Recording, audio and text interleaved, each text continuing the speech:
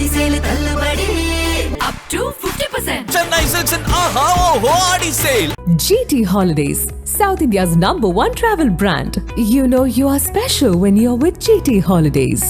தெரிக்கவிடும் காரம் நிறம் சுவையை தருகிறது. ஆச்சி மிளகாய் தூள் தெரிக்கவிடும் காரம் நிறம் சுவை. மாசானமுத்துங்கிறது யாரு கணவரான்னு கேட்டு அவங்க இறந்து போயிட்டாங்க அப்படின்னு போட்டோலாம் அனுப்பிச்சு விட்டுருக்காங்க. அதுக்கப்புறம் எங்க அப்பா எதுவுமே பேசல. ஃபோன் பண்ண நேரம்லாம் காப்பாத்துன்னு சொன்னாங்க.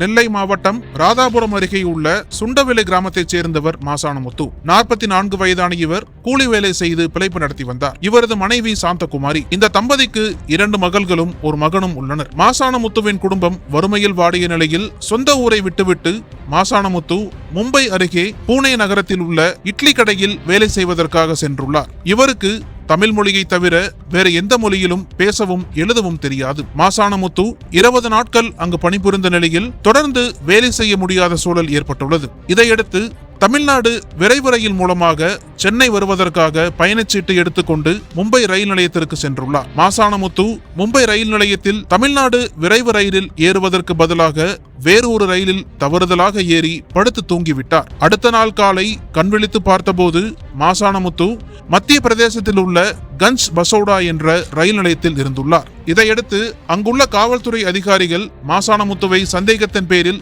காவல் நிலையத்திற்கு அழைத்துச் சென்றுள்ளனர். அப்போது மாசானமுத்துவை காவல் நிலையத்தில் வைத்து அடித்து துன்புறுத்தியதில் அவர் அந்த இடத்திலேயே இறந்துவிட்டதாக சொல்லப்படுகிறது. இதை கேட்டு அதிர்ச்சியடைந்த அவரது குடும்பத்தினர் மாசானமுத்துவை மத்திய பிரதேச போலீசார் அடித்தே கொலை செய்து விட்டதாக கூறி தமிழக சட்டப்பேரவை தலைவர் அப்பாவுடன் நெல்லை மாவட்ட ஆட்சியரை சந்தித்து மனு அளித்தனர். அந்த மனுவில் இறந்த மாசானமுத்து உடலை சொந்த ஊருக்கு கொண்டு வர நடவடிக்கை எடுக்க வேண்டும் என்றும் எங்களது குடும்பம் வறுமையில் இருப்பதால் உரிய நிவாரணம் வழங்க வேண்டும் எனவும் தெரிவிக்கப்பட்டுள்ளது. இந்த நிலையில் சபாநாயகர் அப்பாவு இது குறித்து முதல்வருக்கு எழுதியுள்ள கடிதத்தில் மாசானமுத்துவின் உடல் மத்திய பிரதேசத்தில் உள்ள கஞ்ச் பசோடா என்ற ஊரில் உள்ள ராஜீவ்காந்தி அரசு மருத்துவமனையில் வைக்கப்பட்டுள்ளதாக தெரிகிறது. இறந்தவரின் உடலை குடும்பத்தாரிடம் ஒப்படைப்பதற்கும் அவரை அடித்து துன்புறுத்தியதால் தான் அவர் இருந்ததாக தெரிய வந்தால் சம்பந்தப்பட்டவர்கள் மீது உரிய நடவடிக்கை எடுக்கவும், மேலும் இறந்தவருடைய குடும்பம் மிகவும் ஏழ்மை நிலையில் இருப்பதால் அரசு நிவாரணமும் வழங்க வேண்டும் என கூறியுள்ளார். திருநெல்வேலி மாவட்டம் ராதாபுரம் தாலுகாவுக்கு உட்பட்ட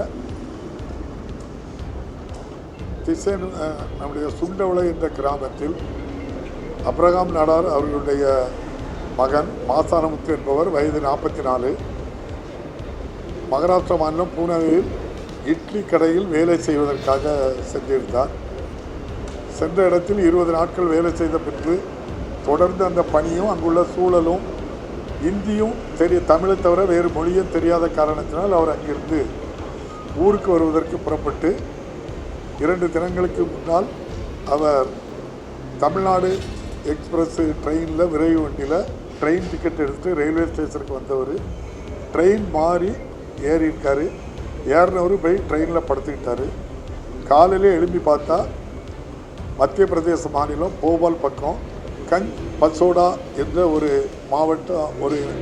மாவட்ட தலைநகரம், அந்த ஊரில் இறங்கியிருக்காங்க. சந்தேகத்தின் பேரில் காவல்துறையினர் அழைத்து சென்று என்ன விசாரித்தார்களோ தெரியவில்லை. இறந்ததாக நேற்று மாலை தகவல் வந்தது.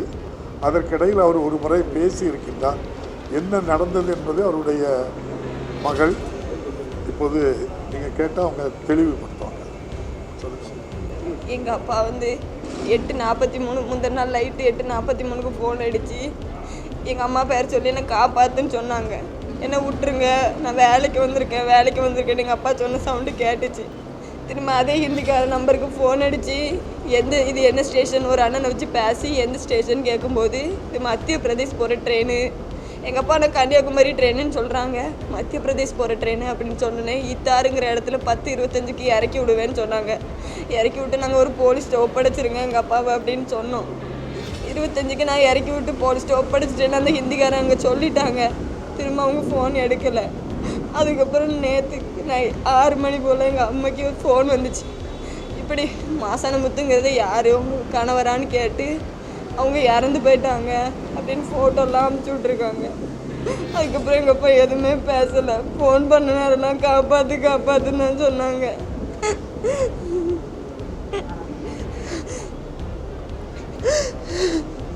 எங்கள் அப்பாவை மட்டும் சீக்கிரமாக அங்கே கொண்டு வர ஏற்பாடு பண்ணி தரணும். முதலமைச்சர் வந்து எங்கள் அப்பா பாடியை வாங்கி எப்படியா சீக்கிரம் இங்கே கொண்டு வரணும். எங்கள் குடும்பத்துக்கு ஏதாவது ஒரு ஹெல்ப் பண்ணணும். எங்களுக்கு வேற யாருமே இல்லை, எங்கள் அப்பா மட்டும்தான் இருந்துச்சு. இது பெரிய இழப்பு அவருக்கு எடுத்து போனது. அதனால் அவங்களுடைய கோரிக்கை நம்முடைய மாண்புமிகு முதல்வருடைய கவனத்திற்கும் நம்ம இப்போது தெரிவிச்சிருக்கோம். நிச்சயமாட்டு நம்முடைய மாண்புமிகு முதல்வர் அவர்கள் அவங்க நேரே போபாலுக்கு போய் அந்த பாடியை வாங்கிட்டு வரக்கூடிய அளவுக்கு வசதியும் கிடையாது, அவங்களுடைய ஆட்களும் இல்லை. அதனால் நம்முடைய மாண்புமிகு முதல்வர் அவர்கள் நம்முடைய தமிழக அரசின் சார்பாக அதிகாரிகளை அனுப்பி வேண்டிய நடவடிக்கை எடுத்து நிச்சயமாக அவங்களுடைய இறந்த அவருடைய தந்தையாருடைய உடலை அவங்களுடைய குடும்பத்தாரிடம் நிச்சயமாக ஒப்படைப்பார்கள். மாவட்ட ஆட்சியருடைய கவனத்துக்கும் சொல்லியிருக்கின்றது, வேண்டிய ஏற்பாடுகள் செய்திருவார்கள். அந்த மரணம் சந்தேகத்துக்குரிய மரணமாக இருக்குது. இதுவரை அங்கே போஸ்ட்மார்ட்டம் பண்ண உடலை ஏற்கனவே நம்ம உதவியாளரை வச்சு பேசியிருக்கேன். அப்போ காலையிலே போஸ்ட்மார்ட்டம் பண்ணணுங்கும் போது நீங்கள் பண்ணுனா வீடியோ வச்சு தான் போஸ்ட்மார்ட்டம் பண்ணணும். அங்கே என்ன நடந்துங்கிறத நீங்கள் நம்முடைய தமிழக முதல்வருடைய கவனத்திற்கும் நம்முடைய அரசுக்கும் தெரிவித்து அதன் பின்பு போஸ்ட்மார்ட்டம் பண்ணி திரும்ப அங்கே பாடி அனுப்பணும். அப்படி தான் நம்ம சொல்லியிருக்கோம். நிச்சயமாட்டு நம்முடைய மாண்புமிகு முதல்வர் நல்ல முடிவு எடுப்பார்கள் என்று நம்புகிறேன்.